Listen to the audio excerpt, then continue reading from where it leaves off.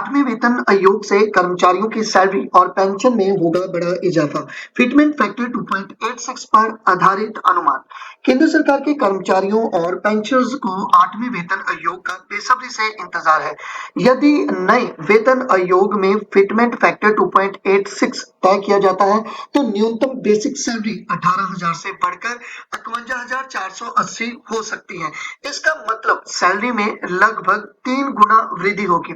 8वें वेतन आयोग के लागू होने से पेंशन में भी बड़ा इजाफा देखने को मिलेगा। वर्तमान में न्यूनतम पेंशन 9,000 है, जो 2.86 फिटमेंट फैक्टर के आधार पर बढ़कर 25,740 हो सकती है। हालांकि ये आंकड़ा केवल न्यूनतम बेसिक सैलरी और पेंशन के लिए है। सैलरी में महंगाई भत्ता समेत अन्य भत्तों को जोड़ने के बाद वास्तविक आय इससे कहीं अधिक होगी। अभी तक सरकार की ओर से 8वें वेतन आयोग को लेकर कोई आधिकारिक घोषणा नहीं की गई है, लेकिन कयास लगाए जा रहे हैं कि फरवरी 2025 में पेश होने वाले आम बजट में इसका ऐलान हो सकता है।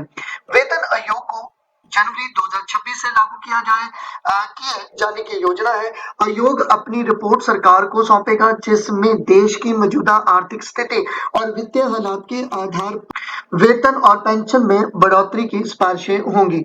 मीडिया रिपोर्ट्स के अनुसार राष्ट्रीय संयुक्त सलाहकार समिति ने सरकार से फिटमेंट फैक्टर को 2.57 से बढ़ाकर 2.86 करने की मांग की है। पिछले 7वें वेतन आयोग में न्यूनतम बेसिक सैलरी 7,000 से बढ़कर 18,000 की गई थी, जो 2.57 में फिटमेंट फैक्टर पर आधारित थी। अगर फिटमेंट फैक्टर 2.86 कर दिया जाता है तो इसी आधार पर न्यूनतम बेसिक सैलरी 51,480 हो जाएगी।